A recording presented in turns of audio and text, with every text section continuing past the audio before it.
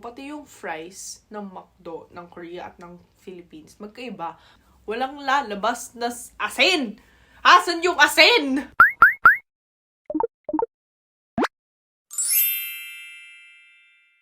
Annyeong!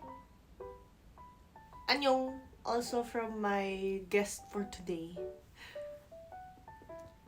Happy 2023! Ta-da! It's been a year since I've opened up this YouTube channel and I'm so sorry di po consistent mag-post. Ay, natitry ko na po ulit ngayon. Aside from 1 year na pagbukas ng YouTube ko, 1 year na rin ako dito sa Korea. Grabe, I can't believe 1 year na ang nakalipas. Ang bilis ng taon. Anong ginawa ko? Since it's been a year since I've been in Korea, I wanted to make a video about the different culture shock that I've experienced ever since I got back here. Sa mga di nakakaalam, I am a full Korean who lived in the Philippines for so long, about 19 to 20 years, and then came back here in Korea. So for the whole year that I have been in Korea, I have definitely experienced some cultural differences, cultural shocks, and cultural nuances that I have never encountered before. So I do make TikToks or shorts version of these. I call them my reverse culture shock series. But I wanted to make a long format video kasi wala lang, gusto ko lang dumaldal pa. So the series is called Reverse Culture Shock. And to be fair, it's not a word or 3 words that I just made up. It is an actual phenomenon. I first encountered this word when I was doing research for my thesis. Basically, my thesis was about creating a cross-cultural landscape between South Korea and the Philippines. There was a phase that I was lost, which is majority of the time. Anyway, di yun yung point. Syempre, ang dami ko naka-bookmark na readings, diba? Para sa RL. Spoiler lang, hindi ko ginamit yung reading na yon sa RL ko kasi hindi siya naging relevant. So I encountered this word reverse culture shock in the 5 stages of culture shock. I will give you a quick rundown on the 5 stages of culture shock. Para, sayang RL ko. Sayang binasa ko. The first stage of culture shock is honeymoon stage. This is the stage where you're just excited, you're just happy, you're just like up there kasi you will be going to the new country and you're experiencing all these new things, all these new cultures, and everything's just new and exciting. You know, like a honeymoon. Second stage. The second stage is negotiation stage. So ito na basically yung phase na where reality kind of hits you. This is a time where you kind of notice the cultural differences and you miss your own culture, like you get homesick, you miss your friends, you miss familiar places, familiarity in general, so it's a hard phase. The third stage, which is the adjustment period or the adjustment stage. This is the stage of cultural shock wherein you start to adjust a little bit more. Maybe you're starting to get the language a bit more. You're starting to meet new people, new friends. You're getting by living in the new cultural society that you are in. Fourth stage is adaptation stage. So ano pinagkaiba ng adjustment and adaptation? I think it's just how much you have integrated yourself into the society. Adjustment is like you're starting to get there, you're like building the foundation. And adaptation, like you've already immersed yourself into that society. You are a part of that society already. You are a part of that culture. You already have a solid friend group. You already have a job. You already have a daily routine. You have an understanding of the cultural nuances in this new culture. Basically, may panibagong second home ka na.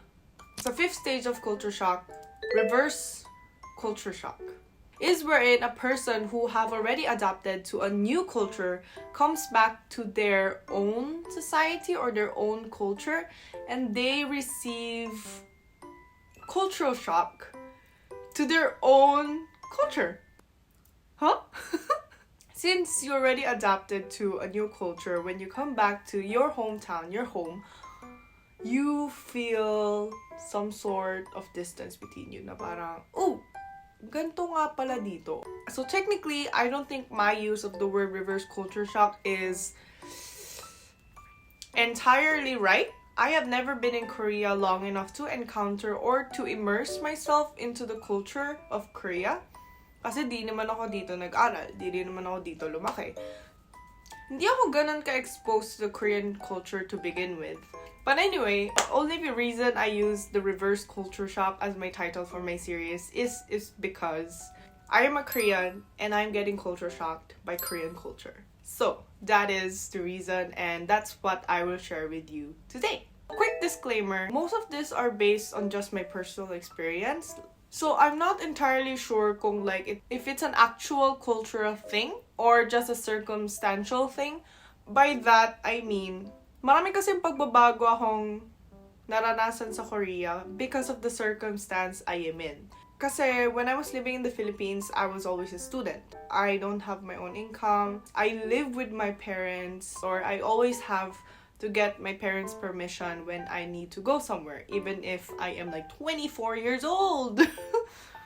Sinong ganun din? Huwag niyo sabihin ako lang at yung mga kaibigan ko kailangan lagi magpaalam kahit adults na kami. When I came to Korea, I was no longer a student. I got my first job. I am not quite independent yet because I don't pay rent because I live in my parents' house. And I don't live with my parents, only with my brother, so di ko na rin kailangan magpaalam. So the cultural shocks I may experience here are just, it may also exist in the Philippines, it's just I have never experienced them myself because of the circumstances that I was in. Here are the reverse culture shock I've experienced back here in Korea as a Korean who has been living in the Philippines for way too long. Let's go. At number 1, the biggest cultural shock I have experienced here in Korea is seasons. So, sa Pilipinas kasi, alam naman natin, walang 4 seasons. Kung meron man, juice yan eh. Ngayon ko lang naalala yung 4 seasons flavor, the juice. Sobrang last year lang ako naka-experience ng winter in its fullest. Masasabi ko lang, ang sakit po ng ilong ko. Pagkagising mo ng umaga, sobrang sakit sa ilong. Kasi sobrang dry sa loob, walang moisture kahit ano. So dumudugo siya. Also, lips get chapped a lot. Napupunit-punit siya. And na-culture shock din ako sa mga winter clothes. Like the padding I have or the puffer jacket. This is my first time buying this kind of jacket and lagi ko siya nakikita. Actually, joke lang, hindi ko siya nakikita. Naalala ko lang yung Michelin Baby. Alam niyo ba yun? Yung akala ko sobrang warm, cozy, ganon siya. Pero hindi talaga. Ang reality is, well, warm, it helps you in the wind. It helps keep you warm. And it's squishy. And na-realize ko, kasi I bought a long padding, the long version. Whenever I sit, I have to sit on it. So, kapag umupo ako, it goes uncomfortable talaga siya if you're gonna sit somewhere. That's one discomfort of it. But as a very cold person, madali akong ginawin. I love it. I love it. And also, na-excite ako that I own this because I never had it and parang, first time. Pero hindi ganun ka-exciting yung presyo niya. Kasi unfortunately, it is quite expensive. Another thing about the winter is the snow. Snow is very pretty. Ang ganda niyang tingnan sa malayo. Keyword, malayo. When it's snowing and you have to go to work or you have to go outside, you have to do a lot of walking. It's quite hard kasi especially in highly trafficked area na maraming naglalakad, sobrang dumi. Floor tend to freeze. Kasi hindi po ako sanay. Hindi ako makalakad ng normal. Yan. Baby steps. Penguin steps. Parang ganun. Tapos yung mga Koreans, grabe, tumatakbo-takbo. Parang, paano yun? Kasi kung ako yung tumakbo, siguro nakahilatag na ako sa sahig. Second reverse culture shock experience back here in Korea is leaving your valuables unattended. This is quite a famous cultural shock aspect in Korea whenever foreigners come. And ako din, na-shock din ako sa nangyari. So the very first time that I went to a cafe with my brother, syempre pipili muna ng upuan. And yung kapatid ko, iniwan lang niya yung kanyang wallet. Iniwan lang niya doon. Tapos sabi niya, tara, order na. Tapos ako parang, 이거 놓고 가도 돼? Talaga? I mean, ngayon, medyo nasanay na ako. Like, mag-iwan lang din ako ng AirPods ko or like, cellphone, wallet, laptop, my bag. Ay, usually yung bag din ginagamit ko sa Pilipinas. Walang kukuhanan. And then, share ko lang din the very first time na nag-night out kami ng kapatid ko sa labas. Nawala yung wallet ko.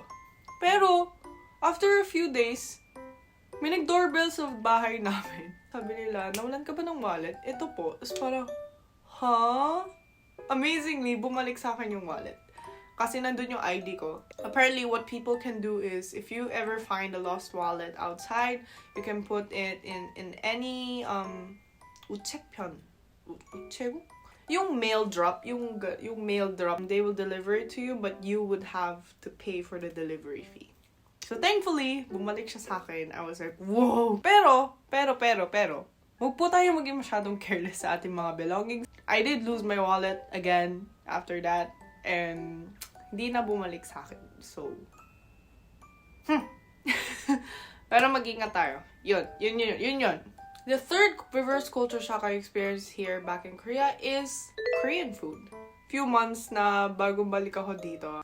Very much like the honeymoon phase. I was in love with the food. There was a lot of Korean foods na I wanted to eat na wala sa Korea. Ay, nawala sa Pilipinas. So, excited ako like tikman yung mga nakikita ko sa mga mukbangs. So, like, kain ako ng kain. Pero, pagkalipas na ng honeymoon stage na yan, nawala na yung nostalgia or like, nawala na yung pagnanasa, grabe naman yun. Na-realize ko, yung pagkain dito, hindi sila maalat. And ako, gusto ko na maalat na pagkain. Sabihin natin spam. Dito sa Korea, yung exactly same brand, exactly same yung itsura, kapag binili mo yung original, para siyang 50% off. 50% less salt na spam ng Pilipinas. Kasi, sobrang hindi siya maalat. Pati yung fries ng McDo, ng Korea at ng Philippines, magkaiba. Perfect taste. Ito yung seasoned well. Pero sa Korea, pag ginanon mo yung fries, walang lalabas na asin! Asan yung asin? I think Koreans just prefer a more sweeter and spicy note rather than a salty note. Personally, hindi ako fan ng sweet. Like, in may ulam. Kaya tuwing kakain kami ng kapatid ko sa labas, tikman namin, is parang, 생각보다 단데? 한국이잖아. O nga pala, Korea nga pala dito. Siyempre, sweet. Like, hindi naman siya masama lasa. Mas personal preference lang or nakasanayan ko lang talaga yung salty foods. Anyway, I love Korean food. Walang makakatalo talaga sa luto ng nanay mo. Kung anong pinalaki ka. Pinalaki ako ng Korean food sa bahay namin. So, my favorite cuisine is still Korean cuisine. So, there are still a lot more that I have encountered, like cultural difference that I have noticed. These were the top 3 reverse culture shocks that I've experienced back here in Korea. And I am slowly getting used to it. So, siguro curious din ako if ever kung like mari-reverse culture shock na naman ako pag bumalik ako ng Pilipinas. So, that's it. That's for today's video. Thank you for watching. Yun lang. Thank you. Bye! Annyeong! Annyeong! Ay, pwede yun. Annyeong!